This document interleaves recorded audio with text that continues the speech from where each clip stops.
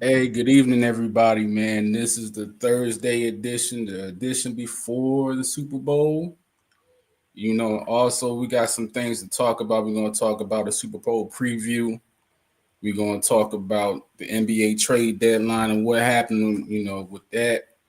We also got some, cultural things going on in music, some things going on in the world we want to talk about, but we're going to cover really the NBA portion first. We got my guy coming in, Marv, a little later on.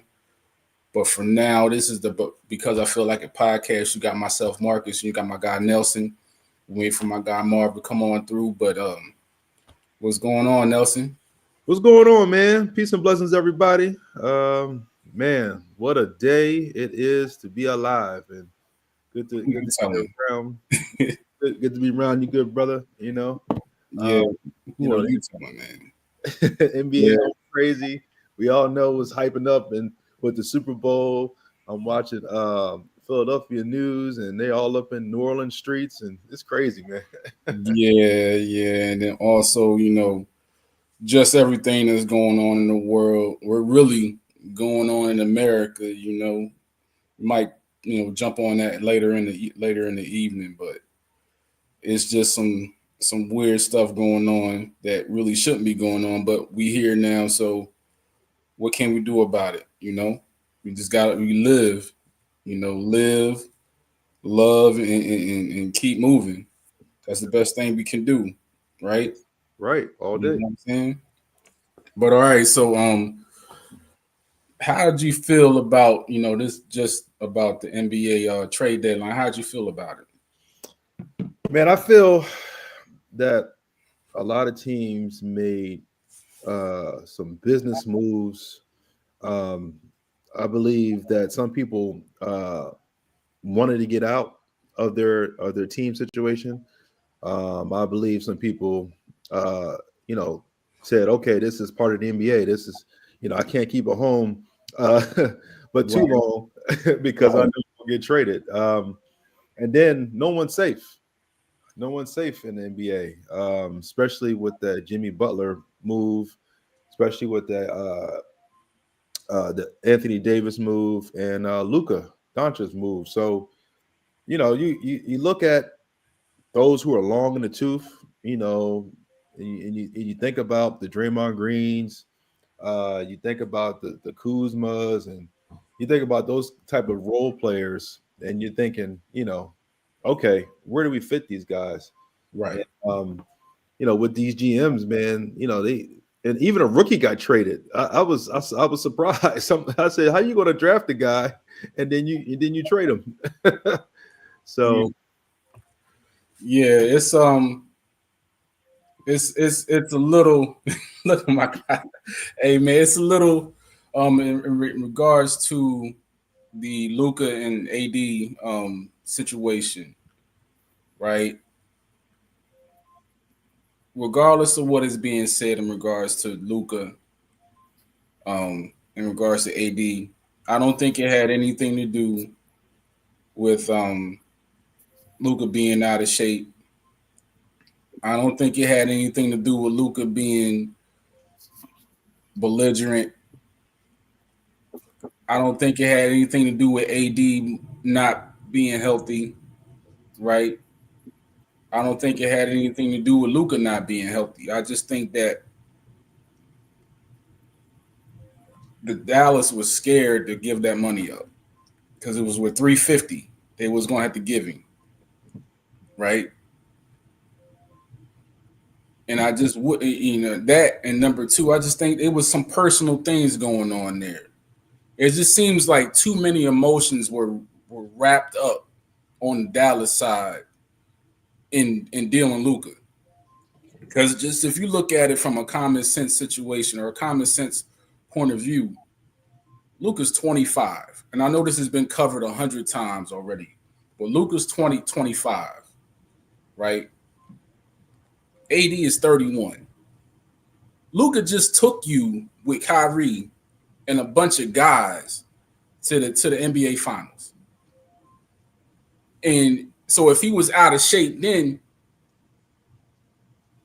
you know what I'm saying? Like just put it together logically. the whole excuse where he's out of shape. Well, he's been playing this way for 7 years. The dude's a 5-time All-Star, a 5-time first-team NBA player. Like, what are you talking about? This seems like I've seen it because I understand it now. Actually being on this side in business and all that. A lot of these situations are built from just having relationships, right? It was already covered from a couple places. Nico Harrison is a Nike guy. AD is a Nike guy. You know what I'm saying? Kyrie is a Nike guy. LeBron is a Nike guy. Kind of it's even more weird. You know what I'm saying? That yes, Luka is a Jordan rep, but at the same time, you mean to tell me you couldn't work that out? There's nothing to me says I'm trading that guy for AD. I'm not trading 6 years off my team. Yeah, and Mark Cuban is known for drafting international players. Right. He's known for sticking with with players, for a long period of time. Steve Nash, Dirk Nowitzki, and it's surprising that you trade a man who is arguably was the face of the league coming up, and that's my son. Come on, man. It's okay, brother. It's okay.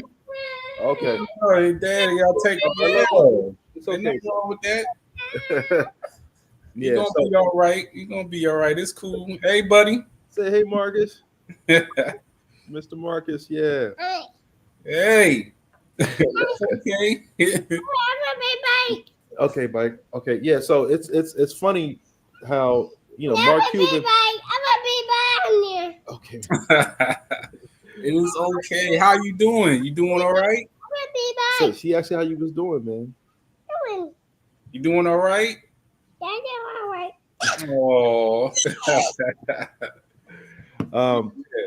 But Mark Cuban must have seen and saw something, and maybe he wasn't satisfied because. But the thing is, Mark Cuban, he's no longer the controwling owner. You know what I'm saying? He doesn't have the most. You know what I'm saying? He doesn't have the interest there. He's a minority. He's a minority owner now. He's not the majority owner. So this is really like is the bigger owner that did this. You know what I'm saying? And they wanted really for them to. To me, it seemed like this was a cost-cutting deal, and a deal that was just built off emotions, and it's unfortunate, because of the city of Dallas, man. They already going through stuff because of the Cowboys, man. Oh man, yeah. And then you look at the transition. You had Dirk for 20 years, and then you transition into Luka, right? So it was just a seamless pass of the torch, and it's just odd. Like, bro, he's 25. I keep saying that he's 25. You couldn't fix that. Well, let me just kind of maybe put this in perspective. Luka's been playing with grown men since he was like 17, right? And so he got some miles. He got some miles on him, coming into the league.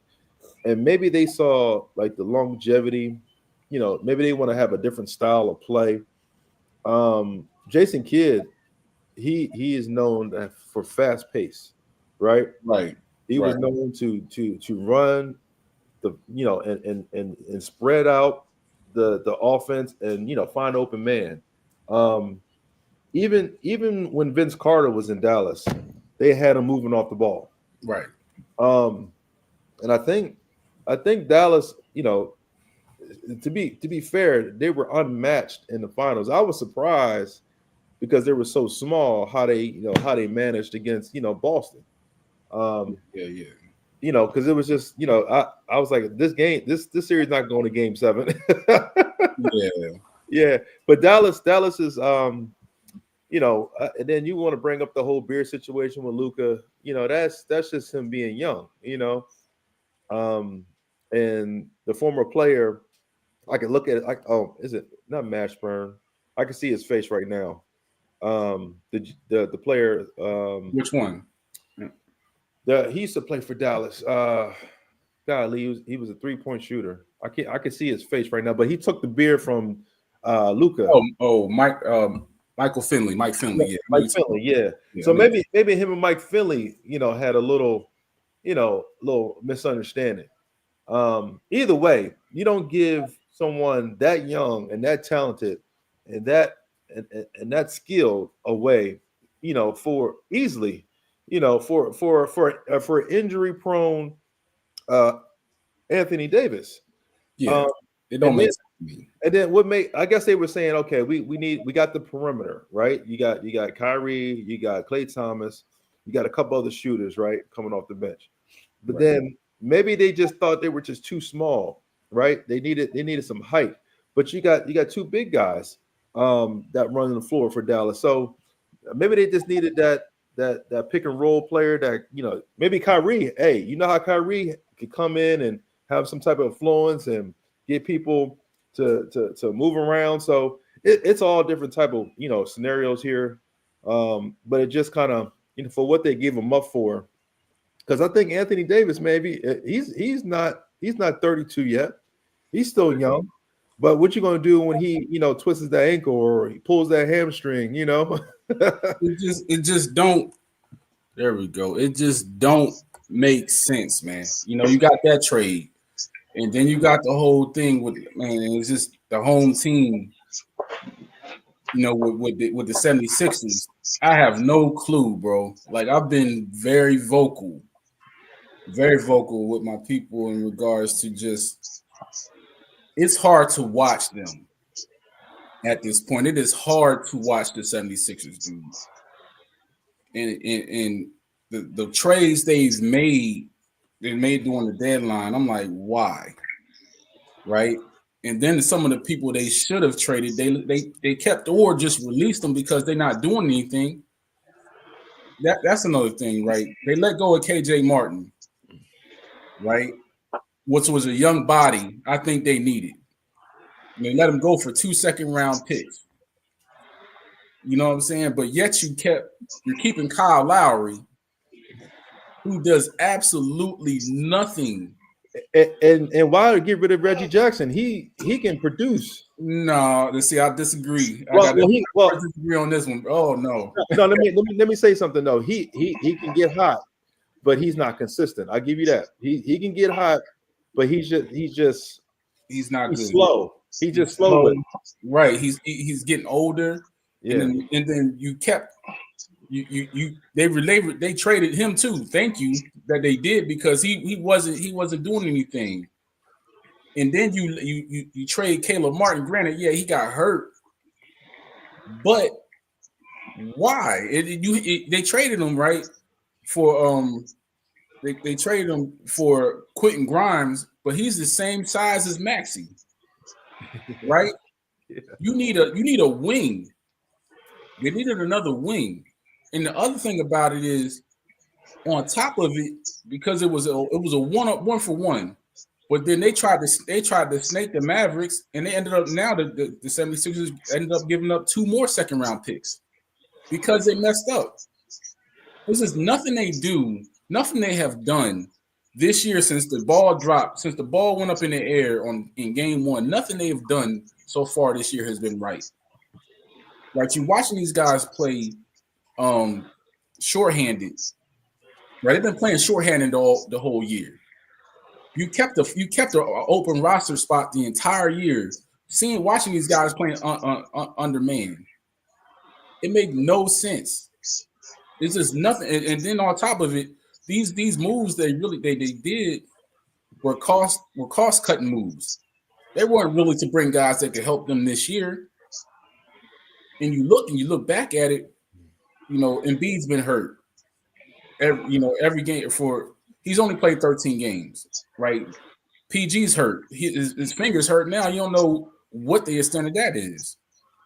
They need. I don't know as a fan, I don't know how people watch them. I tell people, I don't tell people, don't watch them, do whatever you want. But I say I strongly advise you to not to protect your mental health when you watch them. I get a thrill watching Maxey, man. I love him. I love him. He's electric, and he's very fiery. You know, you can tell he loves the game. He has a lot of passion. But other than that, it's hard to watch. Sixers, day in and day out. So I love him, but it's just if any one of the three aren't there, you in trouble. If Joel ain't there, they're gonna lose, right? Majority of the time. If PG ain't there, it's gonna be a struggle because everybody going to run straight to Maxey and double him. And if Maxey ain't there, PG ain't shooting good enough for to get people up off him either. It's always an issue with them, and so you got that, and then you got a couple of the trades that came through. They're kind of like around the fringe trades. A couple big guys went around. Mark Johnson, I believe, he left from Charlotte to go to LA because LA, that's a crazy thing. AD was not crying, but he was asking for a big, right? Because he didn't want to play center. He didn't want to play the 5, right? So what do? They trade AD, and then they go bring a center in. You know what I'm saying? So that's kind of like almost like a slap in the face. You know what I'm saying? They got what you needed after they got rid of you. But then they brought in a younger all-star and a future Hall of Famer in your face. Cutthroat business, man. That's all I can say when it comes to the NBA. You're never safe.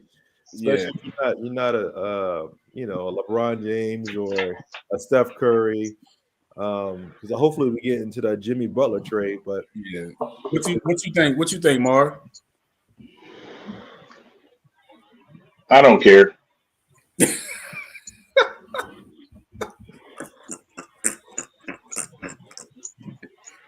Man, I really don't like. I don't care about the NBA.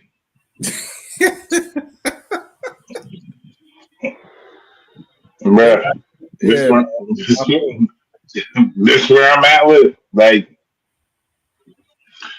anytime you celebrate the win over the Mavericks by 1 or 2 points and they didn't have a roster, like, I don't care. Like, I really don't. The Sixers are dead to me. Hopefully the Eagles win on Sunday so I can just have some peace until the draft because I'm not rocking with the Phillies this year. I'm not getting excited about the Flyers. I'm not getting excited about nothing. I really don't care. Like, I feel like as far as the NBA overall, I feel like it's been the players have had control for such a long time. Yeah. And I think and I think Pat Riley and them try to get some control back with the whole Jimmy Butler situation. But then you still lose because Jimmy leaves and signs a 2-year, $100 million deal. Realistically, it's still football season to me. And then even after Sunday, I don't care what the Sixers are doing. Like, the Sixers are suckers. Harris is a sucker.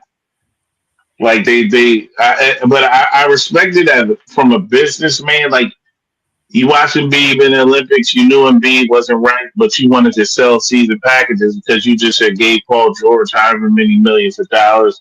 You knew Paul George wasn't right. Like, you sold us a dream.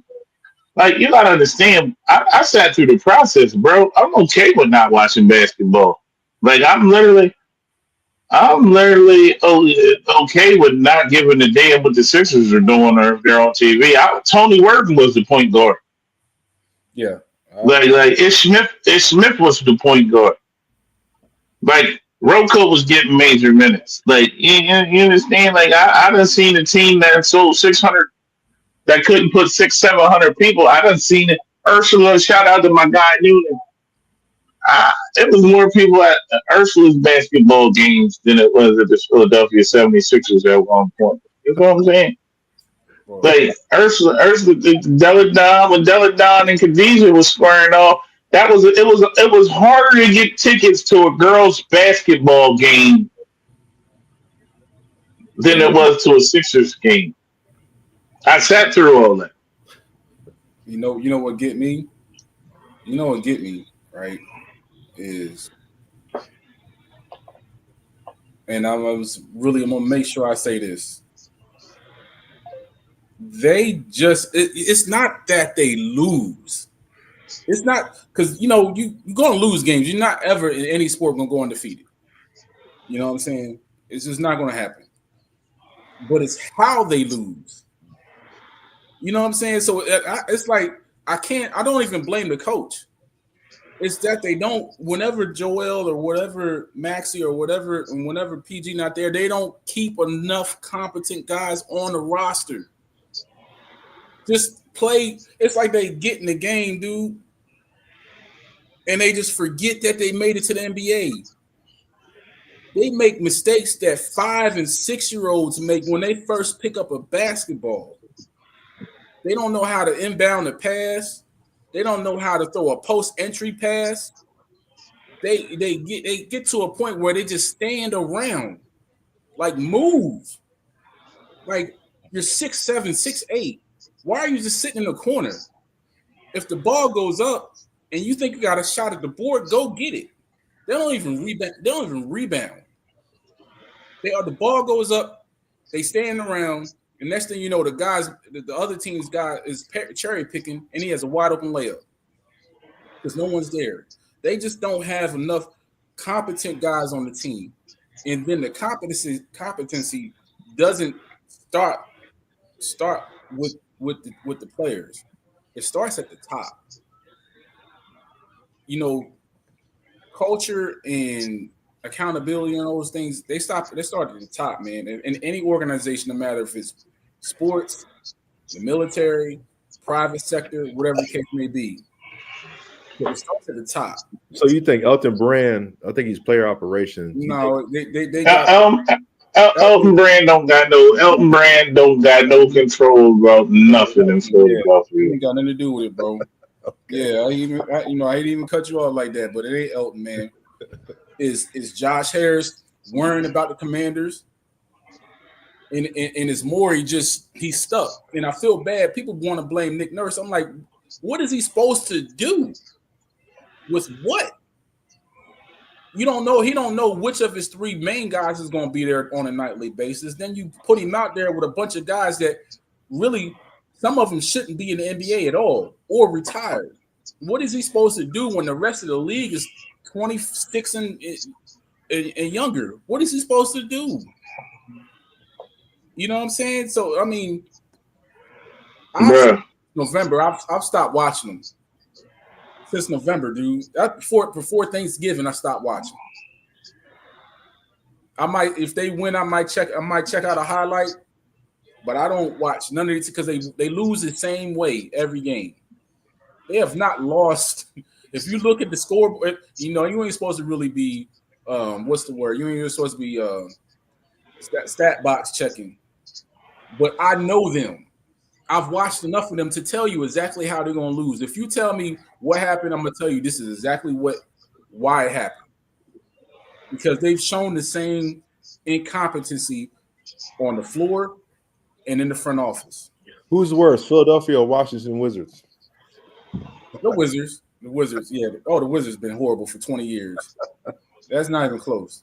But that's not a badge of honor either. Yeah. Because they shouldn't. They shouldn't even right now. They shouldn't be even with the injuries. They shouldn't be 20-30. They shouldn't. But we're gonna get off. We're gonna get off of that, man. The Jimmy thing is unfortunate because, like Marv said, the I think the players have two. I'm all for player empowerment, but this is player abuse. They are abusing the privileges they have because of the money they're getting, right? And sometimes you got to gatekeep your what you got, man. You know what I'm saying? Yo, Kevin Garnett Huh? said it. Kevin Garnett said it the best. Like he was like, "Yo,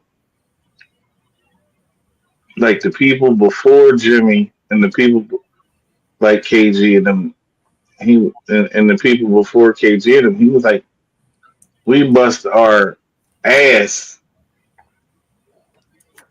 to get to this point where you guys are at, Right. and like you guys are totally disrespecting everything that we worked our tails off for." Right. And he's like, you know what? The Jimmy, instead of acting the clown and acting the fool and behaving the way he did, he said, you know how you get yourself out of Miami? You go out there and you drop 50. And then you go drop 50 the next night. And then you go put up a triple double. Yep. Don't it's becoming like You're showing like them and then not to do. and the younger guys, like, yeah, man, like it's becoming a circus. Like we all done been put in situations where we didn't want to be. It's all about how you handle it. Right. But I mean, like, I don't have an issue with Jimmy Butler. I just think that was corny. It is, man. Like that, and that's the thing that hurt. That it bothers me as I'm getting older. That these older players, your 34 and 35-year-old players, have to be the example of the young guys because they're that torch to you. You have to pass that torch to them. So if you got a mellow ball in Charlotte, you got a Cade Cunningham in Detroit, you got a Luka, right? You got Ant-Man up in Minnesota. Minnesota. You have to pass this what was passed to you. Give it to them in the same condition that it was given to you. You have to, because if not, no one wants to go to or pay for a basketball game and show up, and you sitting on the bench in street clothes because you saying, "Well, I have load management." Like, and I love Joel. But there's no way you not sitting, you're not telling me, brother, if your knee is that messed up, if you truly that hurt, you shouldn't be doing cartwheels at practice. And then you at practice, right? You at shoot around before the game, you in uniform. But then when the game starts, you on the bench.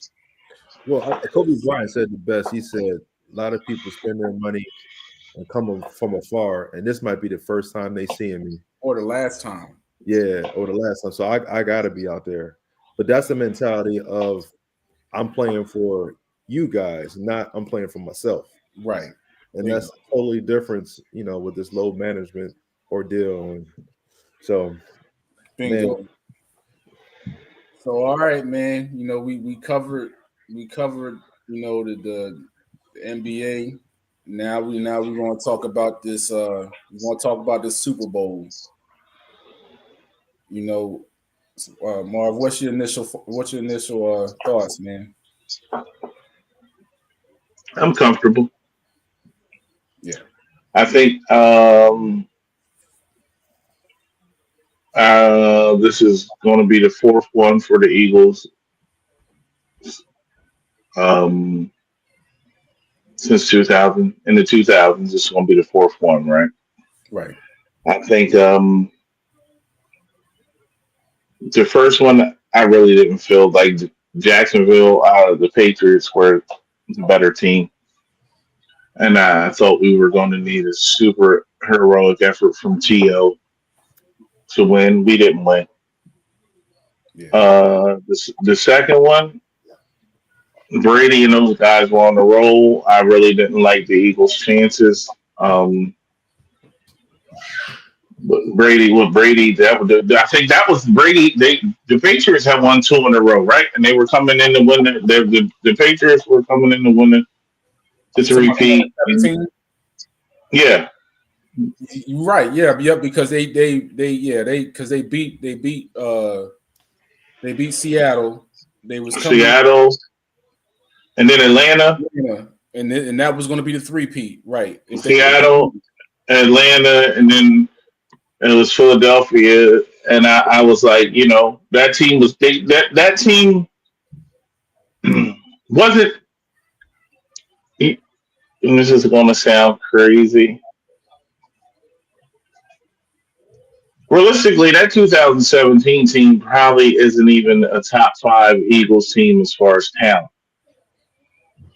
No. Oh, whoa! I had to think back about that again. Yeah, because the receiving core, you can't name somebody that was a big name. Alshon Jeffries and Torrey Smith was the receiving core. Yeah. I think Corey Clement. Yeah, Corey Clement played crazy that game. But Corey Clement, nobody has Corey Clement. Like when you name all-time running backs, nobody's going to mention Corey Clement unless we're talking about Wisconsin running backs. You had Zach Ertz. Remember, Jason Peters was hurt, so Big V was the left tackle. Right. You had Nick Foles on offense, right? Aguilar was there in the slot, right? Yeah. Then on defense, you had Fletch, who was in his prime. You had BG. You had Patrick Peterson. Yeah, Graham. But it's like they just caught lightning in the bottle, and they really believed in themselves when nobody else did, and they went out and won. But I didn't wake up that Sunday. I woke up and talk my talk because I'm an Eagles fan, but at the end of the day, you playing Tom Brady. He still threw for 500 yards. Tom Brady threw for 500 yards in that Super Bowl. 505. So and then we go back to 2 years ago in Arizona. Realistically, I thought the Eagles had a really good shot at beating the Chiefs, but that field was horrible. I'm not making excuses. The field was horrible. I think Sirianni, coach, he tensed up. He coached. He everything he did to get the Eagles to the Super Bowl. I think him and Shane, their pants start getting tight, their throats start getting dry. They started sweating. Their hands started sweating, and I think it was moments where it was a lot of moments in the game 2 years ago where if they do what got them there, works. If you get there, and this is my hope. The Eagles with Miles Sanders had an amazing year that year. But then he nutted up in the Super Bowl. And I think they got scared. They stopped running the ball on third and 3, where we would usually hand the ball off to Miles Sanders or Boston Scott. They start calling passes and rolling Jalen Hurts out of the pocket and all this weird nonsense. And but I'm hopeful. And then Gannon, even the punt, like that punt was horrible, and then Tony ran it back. It was just a whole lot of stuff that they did during a regular season and even in the playoffs that they didn't do in the Super Bowl. Because I'm like, on why are we punting on fourth and 1.5? I'm saying we don't punt on 4th and 1.5. But the flip side of it though, because I understand your point about Miles, but Miles he played janky in that game. He did. He did. That caused them though. Hold on, that caused them to have to adjust because the first carry of the game he fumbled it out of bounds, and then he got a second carry and he did the same thing. At that point, they remember that was two carries or three. He didn't play the rest of the game, so they had to change up whatever. I think what it was, to your point, is they had to adjust because he just like tapped out. He didn't even come back in the game, so they had to adjust to something else. Because I'm pretty sure they probably thought, okay, we can run the ball, because it was times in the game where they should have ran the ball, but because Buddy just like he just short circuited, so they had to figure out something else. I think they were handicapped by Miles more than anything else because of that. That's why they got him out of there. Well, we don't have that issue this time around. Yeah. Yep. So, like this, of the last four, the four I've been around for as an adult, this is the most comfortable and the most relaxed I've been going into a Super Bowl.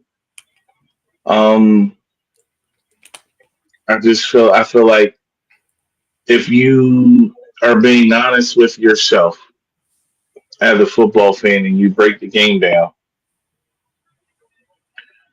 the Chiefs have the edge at quarterback. Yep, I agree. Pat Mahomes is Pat. But if you look at running back, the Eagles are definitely better in the backfield. And I'm not even. It's just not Saquon. Saquon had a historic season. Saquon is what makes this offense go. But Kenny G have made some plays this season too. Kenny G's pass protection is excellent. Kenny G is an excellent receiver out of the backfield. And if you get Kenny G on one of those linebackers, Kenny G can make a play and make them miss and get a call home too. So the edge in the backfield, I take Saquon and Kenny G over Kareem Hunt and Pacheco all day. Pass catchers, the best receiver in this game plays for Philadelphia. The second best receiver in this game plays for Philadelphia. The third best receiver in this game plays for Kansas City. And it's not even their receiver. Travis Kelce is the best. After Pat Mahomes, Travis Kelce is the best offensive player on Kansas City. I just read somewhere they said the Chiefs have a better offensive line than the Eagles, which baffles me.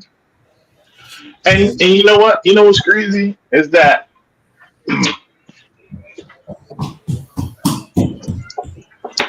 the Eagles' offensive line is good.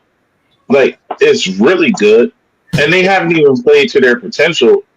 And like other than Creed Humphreys, that's Kansas City Center, right? Creed Humphrey, or what's his name?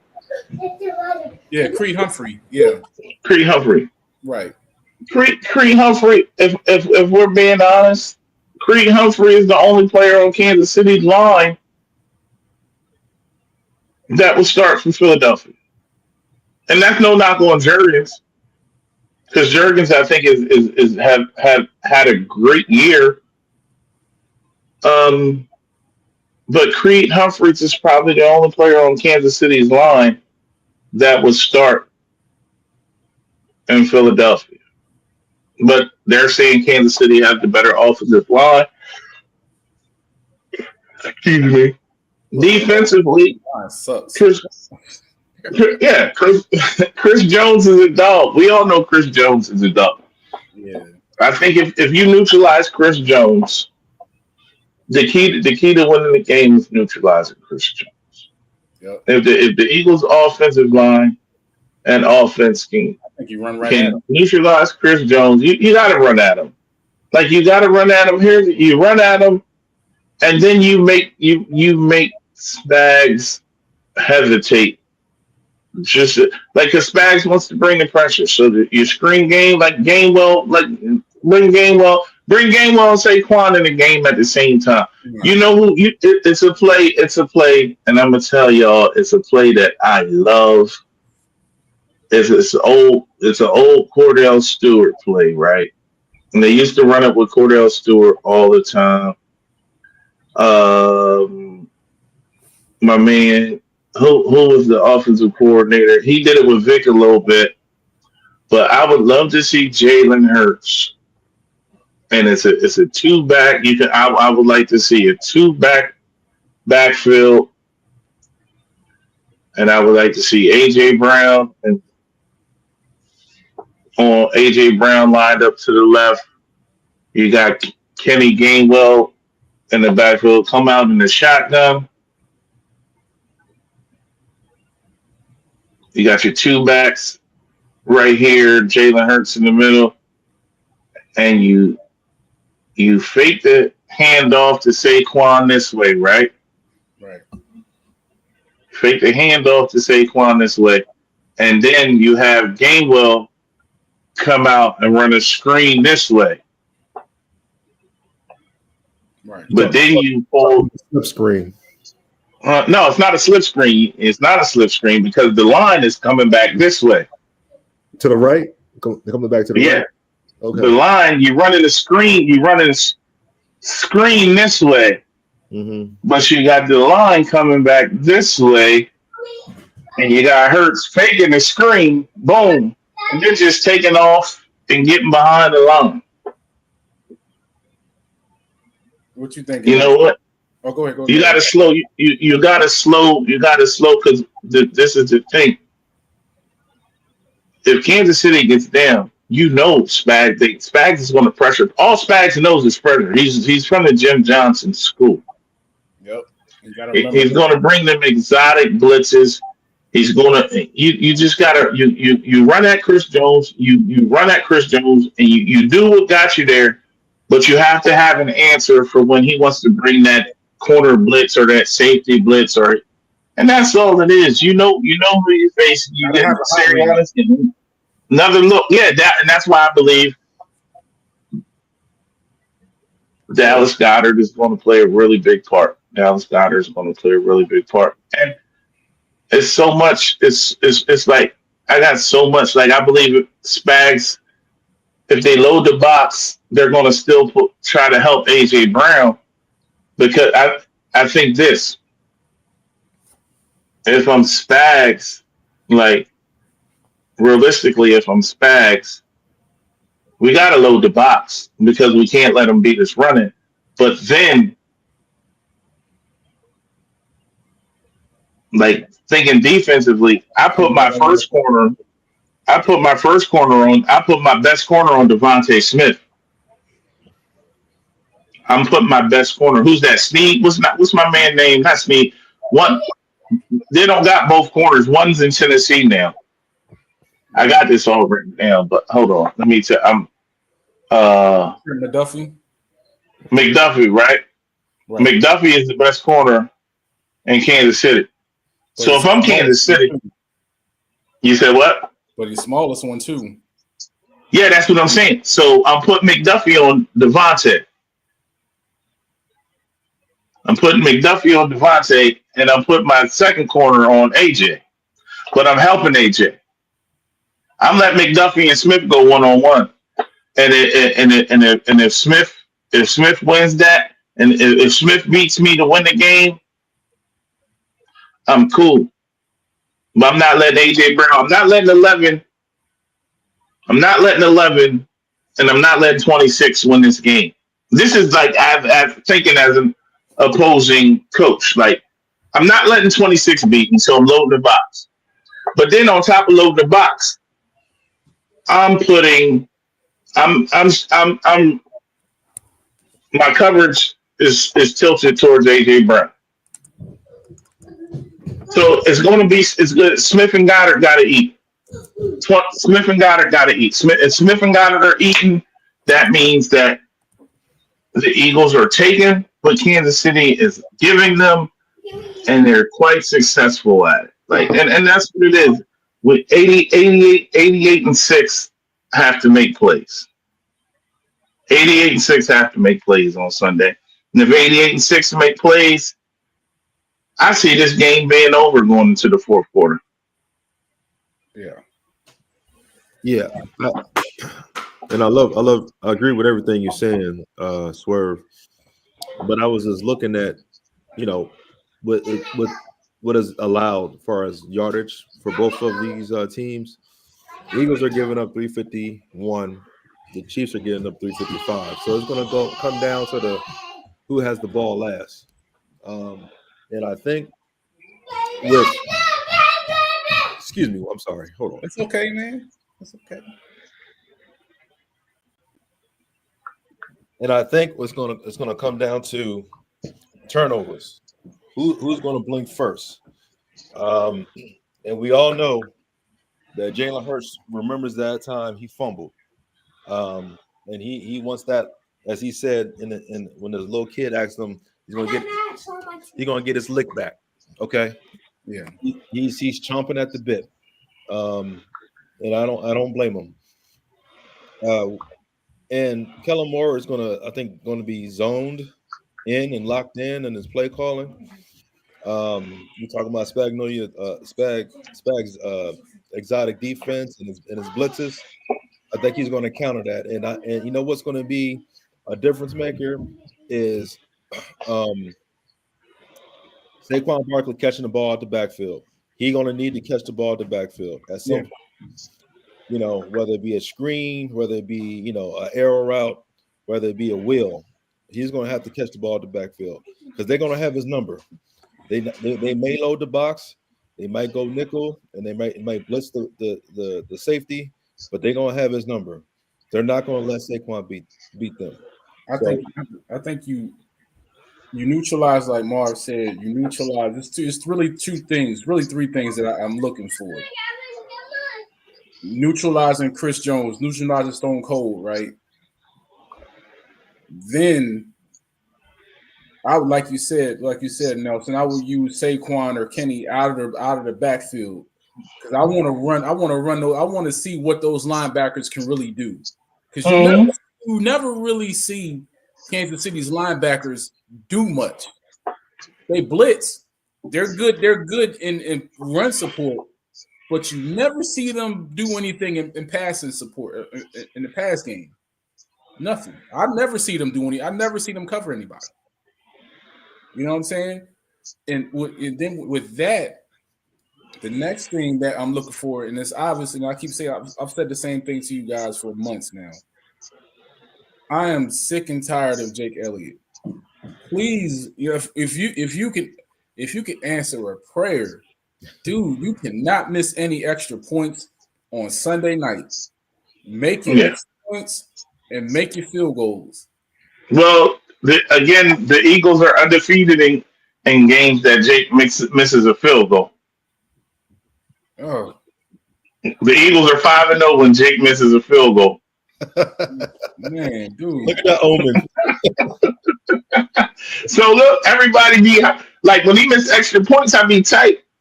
I think we might be 6-0 when he missed field goals. I got looked it up, but the Eagles are undefeated when Jake misses a field goal. So if he missed one, it's not the end of the world. Bro, when I tell you, man, like y'all know me, man. I don't get mad about much, dude. I don't get mad about much. But that is the most annoying thing in the world to me. Like, dude, you are 15 yards away. How do you miss those? And you're in your eighth year in the league. Like, come on, bro. Like, just make them. You know what, man? Kickers, I've been on the sideline with them, and they are weird. They need like their own space. they need like they do little quirky stuff. Oh my god, man. They're truly weird. Like they earn their own zone, man. So whatever he got to do to make them field goals, let him do it. Yeah, just make it, dude. Just make it. That's all we ask. I really like Kansas City got weapons, right? Yeah. You got DeAndre Hopkins, Hollywood Brown. Hollywood Brown has come back and like re-energized, rejuvenated that Kansas City offense a little bit. Pacheco having a down year. Only reason he had a down year is because I drafted him in fantasy. If I would have took Derrick Henry like I wanted to, I probably would have won both my leagues that I was in. But it's like I really feel good. Like this is the first time. This is the first time in the 4 Super Bowls that we've been around for that the Eagles, I feel, are the better team. Yeah. It's weird. It is weird. It's weird. Like I'm that relaxed. Like y'all know me. Like y'all know how I do, and I'm just like I'm so relaxed right now. I'm not even worried about the Eagles defense. I think they're solid enough to stop them. You know, like for like that key third down or key fourth down because they showed it throughout the year. Because as you remember, I think there was when they had that 10-1 season and the Eagles lost, they were saying that you can see the Eagles defense's numbers on the sideline, and that's not good. This year, they're coming up, they're making tremendous plays, causing turnovers, and it's amazing. So well, they were horrible at tackling. They sucked at tackling last year. I think they were 29th. They were like third in missed tackles last season. Mm-hmm. Yeah. Complete change. They're tackling this year. Yeah. And like another thing is if you look at 2 years ago when they got to the Super Bowl, that team was built off the pass rush, right? The secondary was kind of ass. If you had Slade, but who was it? Steve Nelson was the second corner. No, it was Bradbury. Bradbury. What year was Steve Nelson? Was the what was Steve Nelson in? He was there. I think Nelson was there. He was just the Steve Nelson was there. He Okay, was the slot corner. Okay, so then you have Maddox playing safety. Right. Bradbury was the second corner. The secondary was probably middle of the pack. And they relied on the pass rush. The pass rush bailed the secondary out a lot of times in 2 years ago. This season, while we might not have been a 70 sack team, 98 has turned into I'm not going to say he's the best interior lineman in the game. But if you want to say he's the best interior lineman in the game, I'm not going to argue. Kansas City still has a dog as an interior lineman. Like Chris Jones is a dog, much respect. Like, but Jalen is just Jalen Carter's world right now, right? You got him. Sweaty came on and is performing. And number 3, shout to Nolan Smith. Like Nolan Smith is a dog. Yeah. Like an absolute dog. And everybody was so fast to want to give up on him and call him a bust and call him Derek Barnett 2.0 and all the other nonsense that the toxic Philadelphia fans and media like to do. But you know what it's like? Like, remember they gave up on Aguilar, and Aguilar was a key piece to our Super Bowl season. Yeah. And then they were so quick to write off Nolan Smith, and Nolan Smith put in the work, and he's proven that when you put in the work and you prepare hard work and dedication, and when your numbers call, you go out there and you execute. Nolan Smith is a player who makes plays when plays are needed. So you have Nolan Smith coming on. You got arguably the best interior lineman in the world. You have Jordan Davis, who I watched his interview, and he said, Jalen Carter watched me mature. Now I'm watching Jalen mature. Jordan Davis, if we can stuff the run, and he's been getting after the passer a little bit lately. Like Davis has been playing ball, and then Milton Williams. Like this just goes to my play big. Force teams to play big. What I was talking about the other week, like you for the Eagles can play big. The Eagles can play small. The Eagles can play whatever style of football you want to play. Yep. And that's what makes this defense good. If you come out 5 wide and think you ready to throw the ball all over them, the Eagles got 4 or 5 D-backs. Because Killy Ringo, when his number's called, he produces. It's not like how I felt when Joe came on the field last year. Like then you got and Kelly is the 4th corner because Isaiah Rodgers when his number was called, like what I was watching? I was watching the other day the Cincinnati game.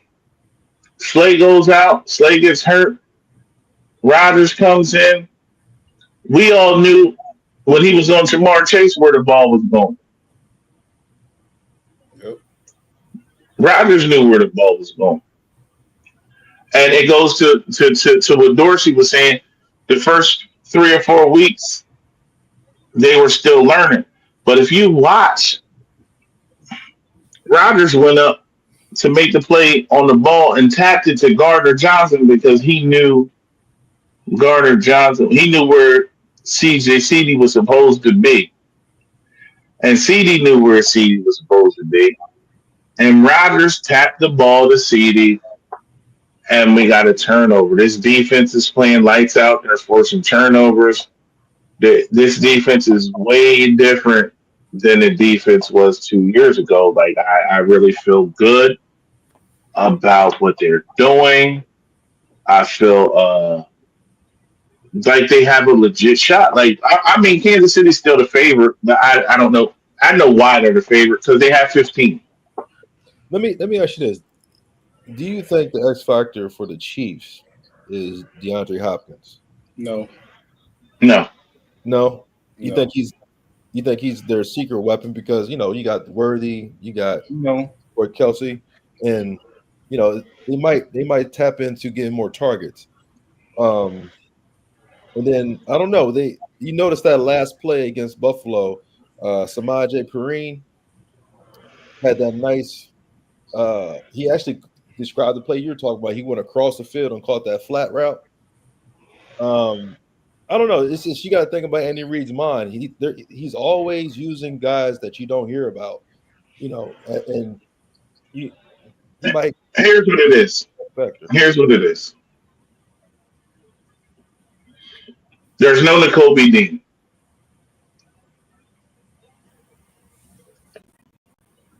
So, if it's Burks or if it's Trotter, that's the guy they're going to go after on the field. That's what they're going to attack. That's what they're going to attack. That's what they're going to attack. Like, it's no Nakobe Dean, so whether it's Burks or Trotter, that's who they're going to attack. Now, I like that, and I like that because if they're attacking Burks or Trotter, that means they're probably playing 12. And that means if they're playing 12, then you just have DeAndre Hopkins and Xavier Worthy on the field, right? Yep. So that means that it's either going to be Kelsey or whatever running back that they have to attack Burks. But I also like it because if the Eagles play their nickel, but their nickel's a little different. So if I'm the Eagles, we know you want to attack Burks. We know you want to attack Trotter. I'm just going to bring Coop in, and then I'm going to put Milton Williams in the game. So now I'm going to go 4 or 5 down linemen. And now the advantage that you thought you had by attacking Trotter or Burks, Coop's going to cover the back or the tight end. So it's all chess. Like I literally sit and think about this all day. The Kansas City is going to look for the matchup because let's be honest. Before Greenlaw got hurt last year, San Francisco was dominating that ball game. Yeah. Yeah. Kansas City was able to turn it around.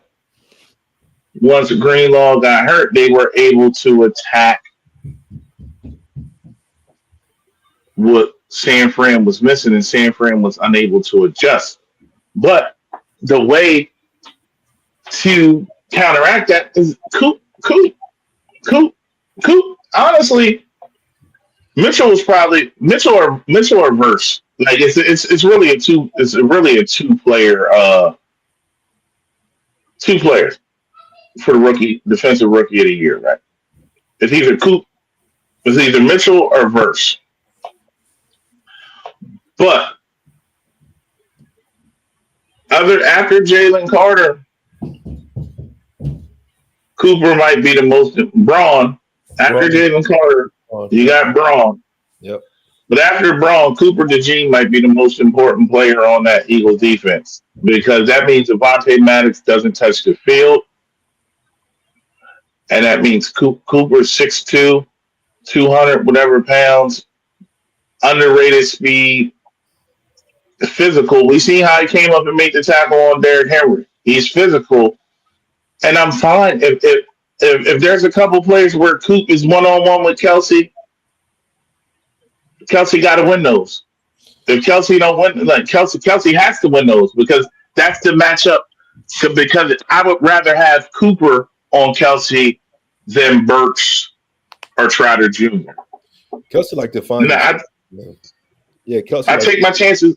Yeah, I take my chances with Coop on Kelsey. I would rather have Coop on Kelsey or than Trotter Jr. or Burks. But that's what it comes down to: finding the mismatch, exploiting the mismatch, and that's what I believe. Like if Spags blitzes, or if anytime you see Trent McDuffie on AJ Brown, because I don't think they're going to do what I said. I think they're going to play McDuffie on AJ Brown and help McDuffie.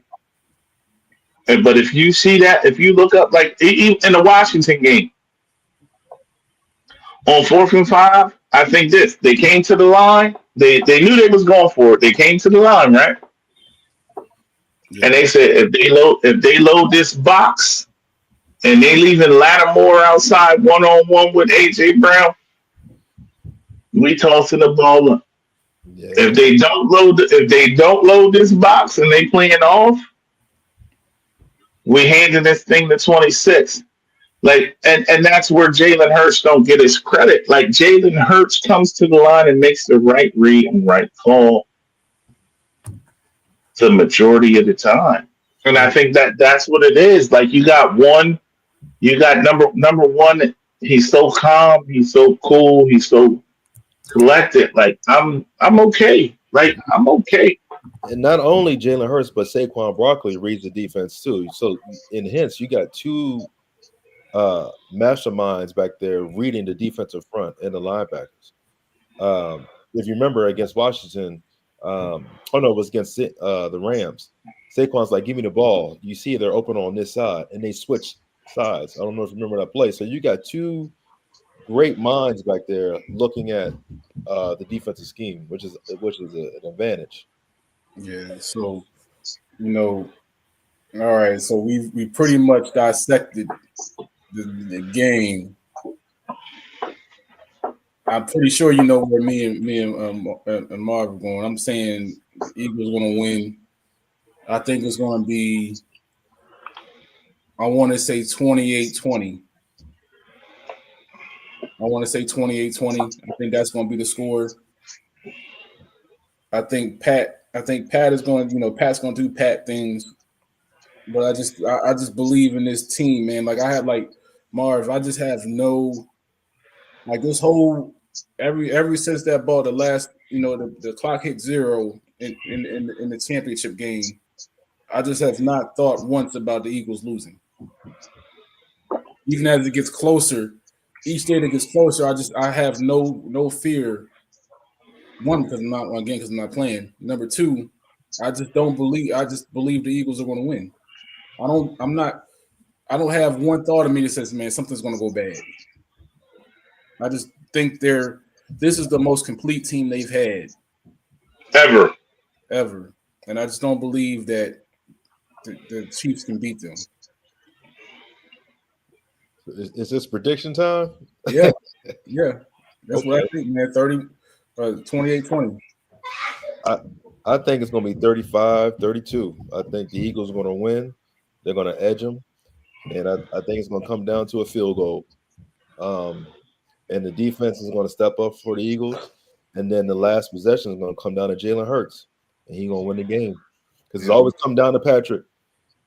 Some odd reason is always Patrick getting the last, minute 30, minute 20.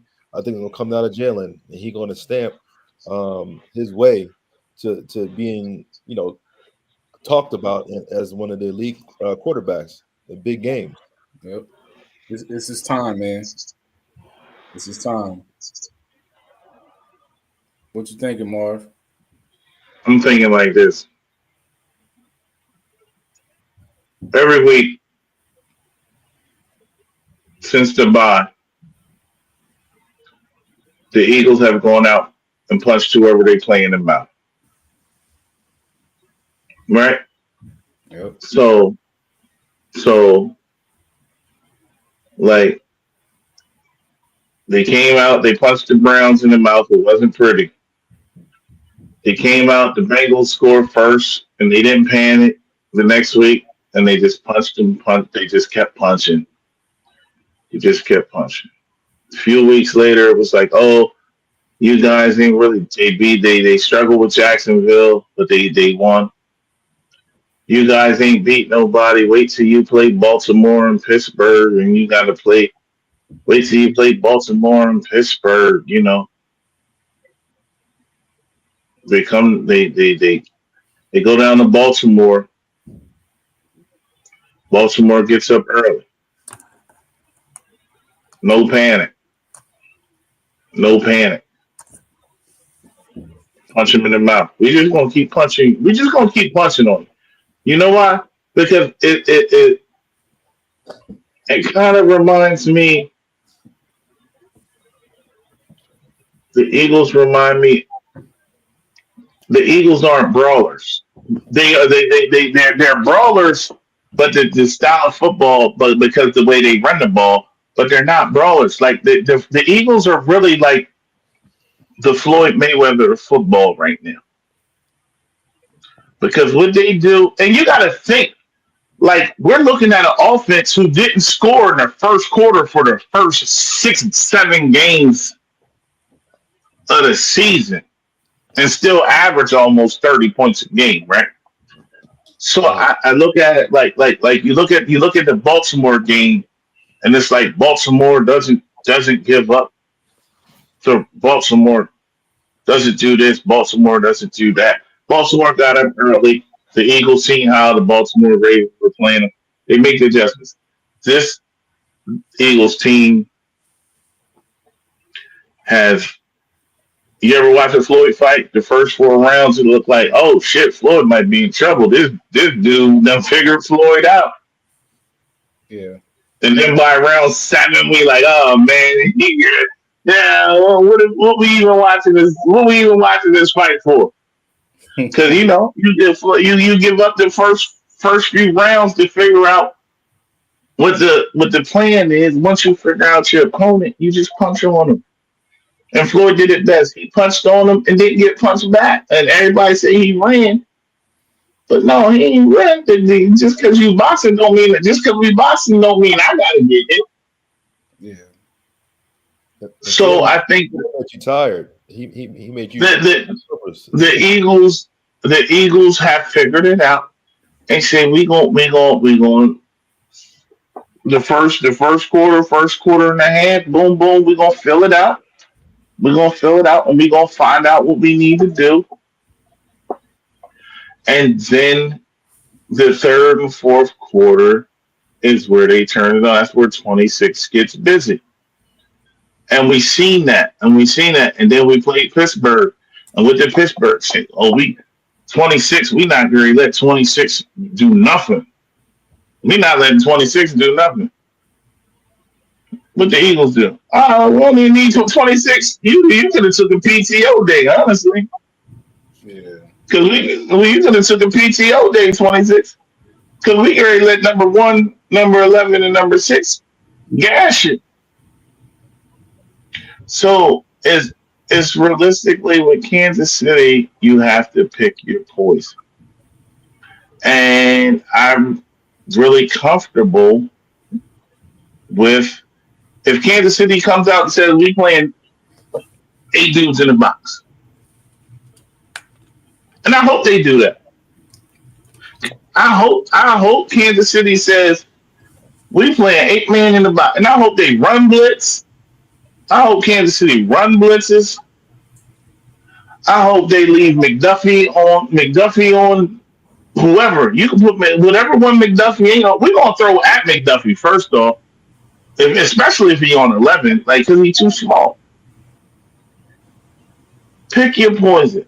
Whatever Kansas City says we're gonna give you, the Eagles are okay with that.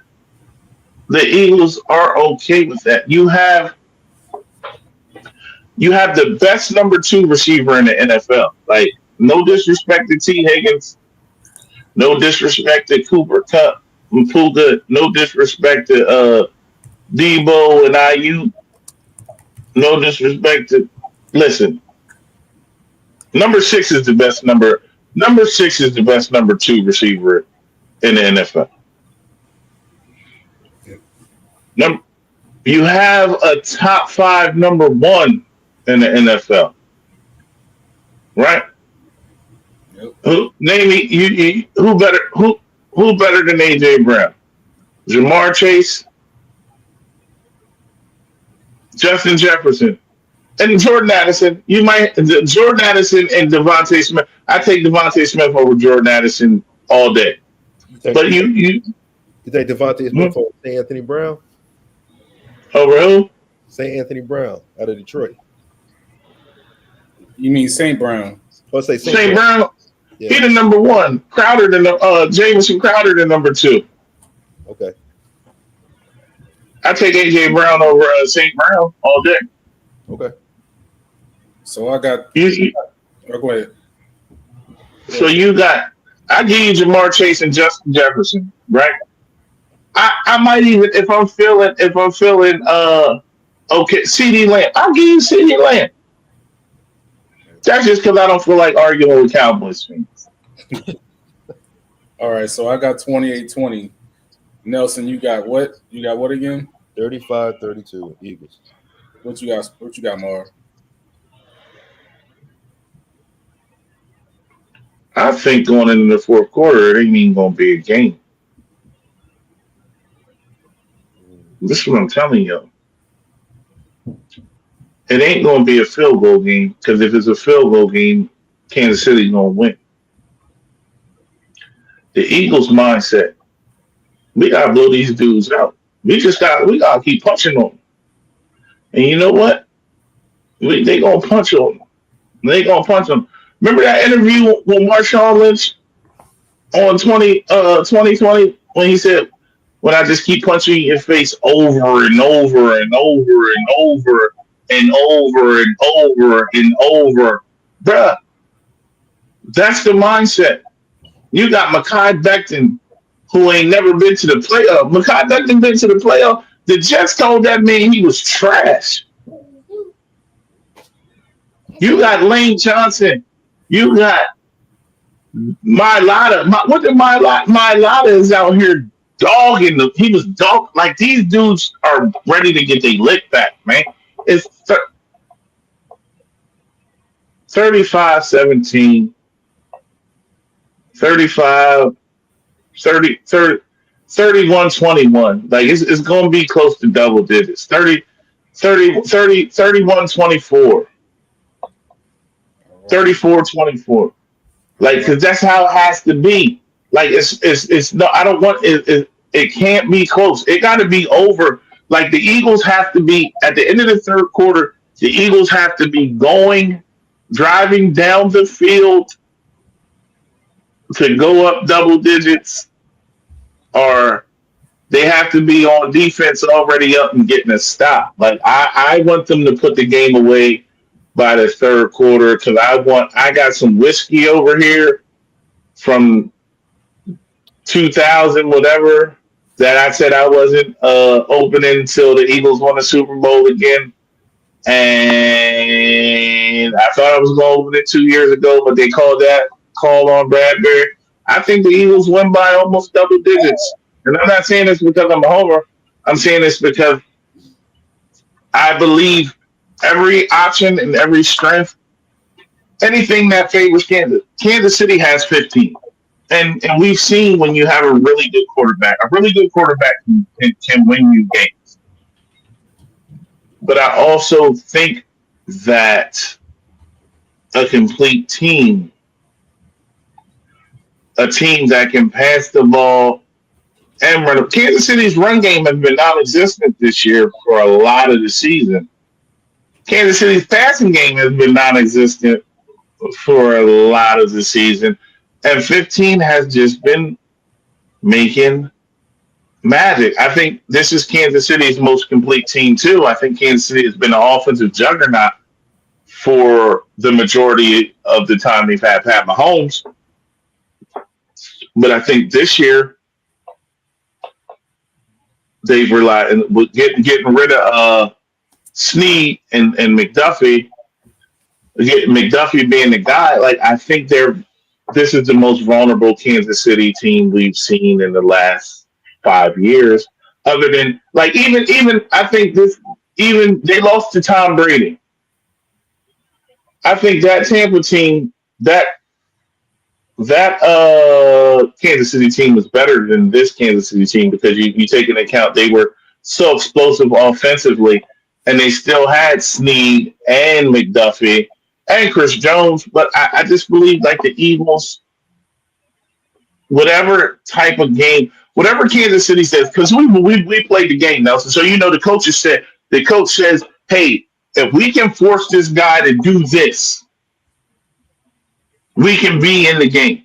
Like if we can force this guy to do this, this is what we want this team to do. But what do you want the Eagles to do? You don't want them to hand the ball up to 26, 30 times. Yeah, because it's lights out. Okay. Yeah. So now you want number one to drop back 25 times. I'm fine with number one dropping back 25 times because if you're playing the game to have 21, if you're playing the game to have him drop back 25 times, that means 12 of those times you're probably going to end up with your corners, your DBs on an island. Yeah, so we got that. We got everything pretty much rolled up into a ball. We all picked the Eagles. Hopefully that's the outcome. You know what I'm saying? And teams don't get there too many times, as you see. It's only a certain teams that repeat the process. Hopefully this is the one for Jalen and the Eagles. You gotta make it happen, man. I'm looking forward to Sunday. Looking forward to it, man. And hopefully, Sunday evening, we get on Sunday evening as Super Bowl champions, man. And hopefully then what? Looking ahead, you never want to look too far ahead. Hopefully Wednesday, next Wednesday or Thursday. Thursday, because the weather bad. If the weather's gonna be bad, we expect to snow Tuesday and Wednesday. I plan on being at that. I plan on being at that parade. I plan on being there. I already told them at work. They win this game. Don't look for me Wednesday or Thursday. Matter of fact, don't look for me Monday. Listen, I know we gotta get ready to get off here, but I'll tell you this, and this is real. I feel like if they win this game, we gonna get through three of the next 4 or 5. Mm. This is one of them, like, this is one of them dynasty starting type feel. It has the feel of the start of a dynasty. Because to beat the chance, you got to beat the chance, right? True. Yep. And the Eagles did it. They went and knocked off Brady and them, right, to stop a three-peat. Now we got the Goat Junior, who's on who done won 2 in a row. You got Goat Junior, who done won 2 in a row, and he's defending his title. But you got to come in there, and that's why I'm saying you can't let this game go to the scorecards. You got to win it by knockout. Yep. You got to win it by knockout, and I think if the Eagles go ahead and win this thing by knockout, hi, they get ready to go. They get ready to go on a. They get ready to go on a run. So I want them to go in there and win it by knockout. I want to start this out. I want to be getting ready to start the podcast with 8 minutes left in the fourth quarter. Yeah, hear that? You feel me? We got to go in there. We got to punch on them. And we got to knock them out. We don't want to give them no chances. And as far as good as Andy's been in Kansas City, we all know Andy and Spags panic in big games when things don't go the way they want them to go. So I really believe the Eagles go in there and I believe the offense, because the offense has been underrated all year. Like, because we got off the slow start so early. Like, I believe the offense, if the offense can start early and we can get points in the first quarter, and put some pressure on them boys. I believe we have the ability to this is the start. This is going to be the start of a New England Patriots, Kansas City Chiefs type run. This is what I believe. So 34, 24, 31, 21, 37, 34, 27, something like that. Like, I believe it's at least a touchdown. We got to win by at least a touchdown. Yeah, so we finished that up. Just wanted to close up on one thing that's not sports related. Irv Gotti passed. Rest in peace, brother. A lot of people had different feelings towards him. A lot of things you saw in the media, a lot of things you've seen. Being a student of the rap game and music in general. Just, I get a lot of people had different feelings about him, whether in positive or negative. A fact remains, a life was lost, regardless of how you feel. And it's just unfortunate he was only 54.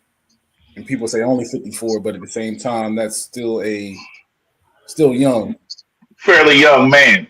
Yeah, he was still a young man. So that's kind of, you're seeing these young guys younger, they're getting younger, man. These numbers is dwindling. It used to be your 70s and 80s and 90s. Now you're seeing your 40s, 50s, 50s, your 40s, and your 30s. Yeah. And that's not something you want to see, whether it's a man or a woman, regardless of how you feel about them, regardless of you don't like them, the case may be. You never, at the end of the day, you may dislike somebody, but you never want them to lose their life. Because it's not just about them. It's not just about them at all. It's about his kids, his family, his mom, his dad, family, his sister, his sisters, his brothers, nieces and nephews. They lost a loved one, regardless of how you feel about them. So I just want everybody to understand that, love and prayers and condolences go out to him one for one. Rest in peace, Irv, and then his family, and just because regardless of what you feel about, he left a lot of music here. He introduced you to Ja Rule. He introduced you to Ashanti and the whole Murder Inc. thing, the Murder Inc. Record label and all that. Man, it was a lot he left here, and he did a lot of stuff into the game, just promoting and being a manager of a lot of guys and girls that's out there. But you never wanted to say. You never want to be the guy. He saw 50. 50 gonna be he's a classic troller. You know what I mean? I love 50, but at the same time, a man lost his life. Yeah. And as you said, they're dying. We're dying younger, but black man, any man, get checked out. Get your blood drawn. His body, was diabetic, right? And they asked him about that. He said, "I'm gonna live my life, so don't be stubborn. You know what I mean? Live for your kids. Think about others in your family. It's important. Paperwork in order too. While you're doing that, your wills, your life insurance, making sure if you got beneficiaries, put your beneficiaries on your bank accounts. They're not going to get a bank statement while you are alive. But make sure that you in tune. Make sure they know once you get all that taken care of. Also, make sure that information is easily accessible to them. So they can do what they need to do on your behalf when you're gone, because you can't do it when you're gone. You know what I'm saying? And then people that are gone don't know how hard it is for you because they ain't here no more. You know what I'm saying? And people also understand that that's a tough thing to be taking care of somebody, personal effects while you in the midst of grieving. That's a lot of stuff to do. You know what I'm saying? So like I said, once again, man, rest in peace to Irv. And as far as everything else is going outside that with the new administration, all that, man, prayers to everybody, man. Just stick with your tribe, man. Stick with your people. Ask questions, read, research, comprehend. If you don't get something, ask again. Because these next couple of years is going to be different. You know what I'm saying? Yeah. And no one is going to have sympathy for anyone. And it's just the way it is. It's just the way it's being built. But take care of your people. Take care of the people you can. And love those who love you. Yep. I'm tired of minor ass, petty ass arguments leading into people not talking to people for years. Like if you did something completely egregious, then don't talk to them. But if it's something that you can sit down and talk to somebody about, sit down and talk to them about it. And it's coming from me. Y'all know I'm a world class a-hole. I don't care. I don't care. I don't care about your mom. I don't care about your dad. I don't care about your little funny looking ass kids. I don't care. Because once I get there, I'm going to get there. And I'm going to take it there. And it's going to be what it's going to be. But at the end of the day, we grown. We 40 now.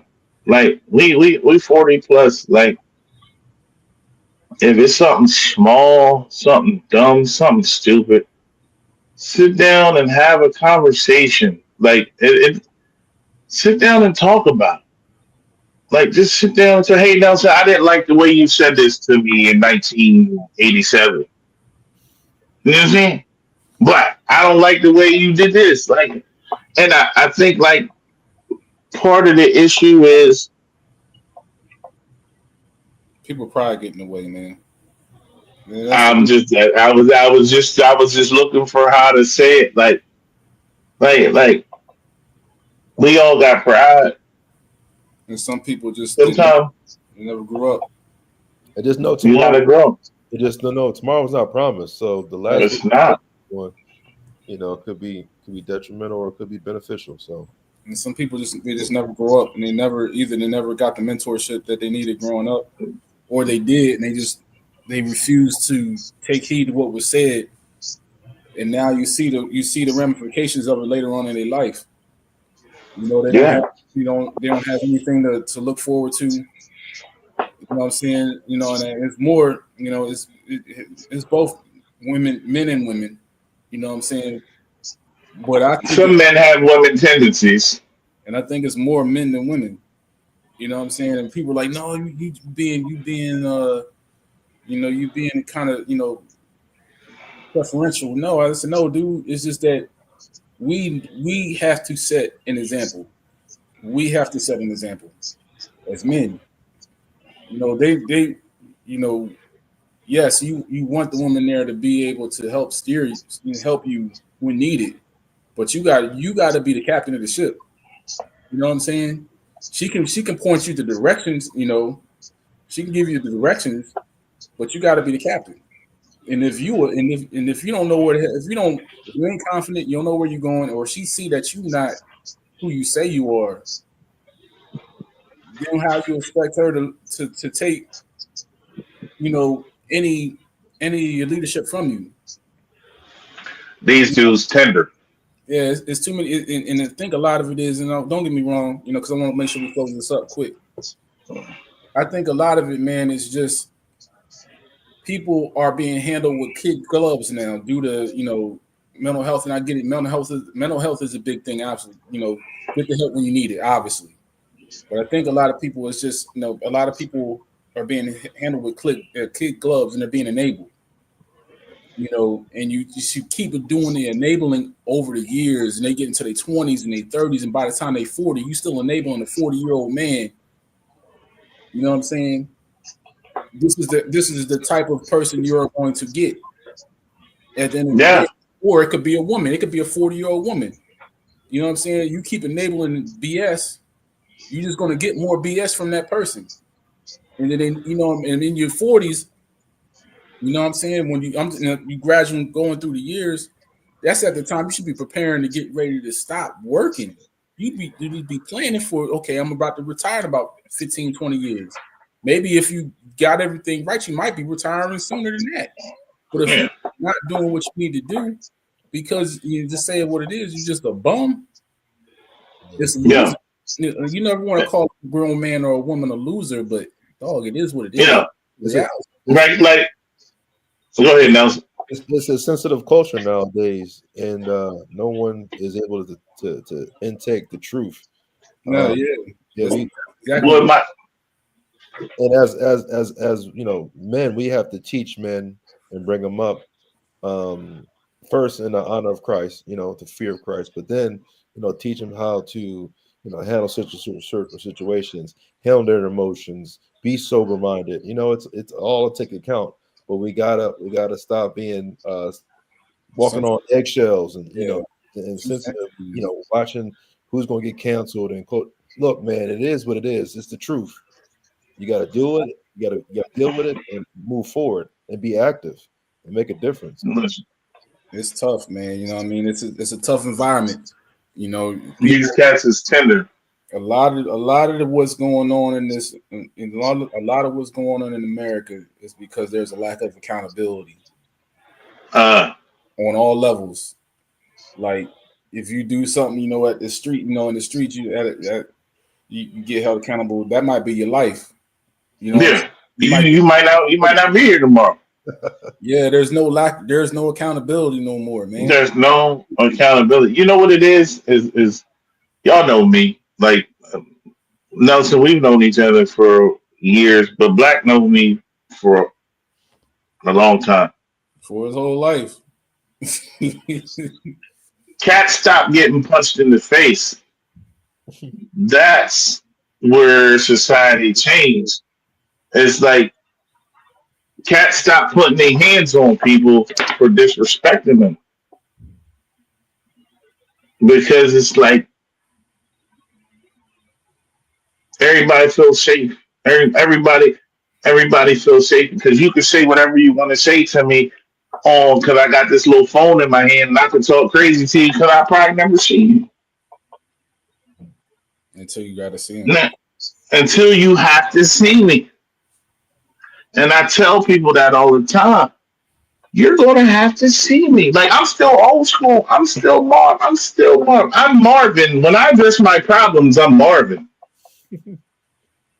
I address my problem. I'm straight Marvin when I address my problems. Like, but it's we've gotten away from that. Like, we have bullies in our neighborhood. Yeah. You had to one day you just had to deal. One day you got tired of getting just you got tired of getting your bike taken. You got tired of getting your ball snatched. You had to deal with the problem. Now you don't have to deal with the problem. You know why? Because I don't have to go outside because I can get my groceries delivered. I don't have to do anything. I don't have to come outside anymore because it's easy for me to pick up this little magic box in my hand and make whatever I want to happen. Yep. And that's what it is. Like, anybody disrespect me, I'm coming to you as Marvin. Excuse me, sir. What did you have to say yesterday? Or what did you have to say on Facebook? Now we're face to face. Can you please repeat it for me? And then based on your energy, we gonna solve it that night. So you either gonna repeat it, and we gonna have a tussle, or you gonna say, "Oh man, you know what? It was just social media." 'Cause that's what I get a lot of times. Oh man, you know, I was just wild. I was just on whatever. But I'm still me. I'm mature, and I'm too old. Like, I'm not on no Jim Jones shit. Like, I'm not out here. I'm not the toughest guy in the world. But this is what I'm gonna say. You're gonna respect me and my family and my friends. We don't cause no problems. We're not looking for no problem. But if you bring problems to me, I'm gonna handle them and I'm gonna address them. Yep. Like, I laugh and joke, ha ha ha, he, whatever. I laugh and joke, but I don't play. And that's the problem. Like, everybody wants to play. Everybody's not to be played with. Like, everybody not to be played with. Yeah. I couldn't get my groceries. I had to walk down to the Cuppies if I wanted some candy. And if I and I might have problems with 3 cats on the way to the Cuppies to get the candy. Then I might have had a problem with the dude who owned the store at the time, because me and Dave wasn't always saying eye to eye. But guess what? I went and got my candy. You feel what I'm saying? I'm not sitting here telling y'all I'm 100 no and I ain't never lost money. I got my ass beat plenty of times. But that's the problem with today's society. Ain't nobody getting their ass beat. So they just too comfortable. All right, fellas. They just too comfortable. You gotta tighten it up. Reverend Nelson Gray sent us out with a prayer. Amen. I mean, I could definitely do that. I didn't know we were gonna go to that. Hit your socials, man, so people know where to man. Yeah. Well, you can follow me at Nell2524. Also, like and subscribe, because I feel like if you're on Facebook and also on YouTube. So I'm Marcus. You can follow me on like I said, I'm on Blue Sky. You know what I'm saying? I'm no longer on Twitter. I don't want to go back. It's a shithole over there. My bad. I know, YouTube might strike that from the video, but I'm not going back over there. I'm good. You know what I'm saying? Yeah. I'm on Facebook. You can find me there. You know what I'm saying? You can find me on Instagram as well. I'm on TikTok. I'm on the same thing. And then that's all I got for y'all, man. Where are you at? Mm-hmm. Swerve Griffin. I got my PhD from ICDC College with Lil Romeo. So it's about to be Dr. Swerve Griffin from ICDC College at Blue Sky, but until then, it's the Black Jason Kelsey at Blue Sky. I ain't really rocking too tough with Twitter neither. He did all that. What he do? He did something like that. I don't even know what he did. You know. Yeah. When he did that, I was just like, I ain't here for with Twitter no more. Yeah. I'm the Black Jason Kelsey. Keep your True Social on Twitter. Keep now my man got two platforms. He got True Social, then he got Truth X. Keep those. Yeah. Hey, check this out. Bring back Black Planet. Let's bring that back. Yeah. Or, you know what I mean? Everybody, like, look, that's another thing, man. Dude, everybody, I've been on Blue Sky for, I just want like 1 second. I've been on Blue Sky for about maybe 2 months, man. Hey, man, it's cool over there. It's real chill over Blue Sky. It's real chill. Over there just Oh, chilling. what's that? People will be over there just chilling. Sports, culture, really Black History Month. They've been going crazy. You know what I'm saying? But it's a good spot, man, for just people to chill, man. You know what I'm saying? Hopefully the next year or so they get it where you can stream over there. I mean, we could bring the podcast over there and stream over there, man. But at this point, man, y'all, everybody have a good evening. Hopefully we're celebrating this Sunday a Super Bowl win for the Eagles. And then we be drunk and be ready to go, man. Y'all have a good evening. All right. Blow the whistle. There y'all boys. All right.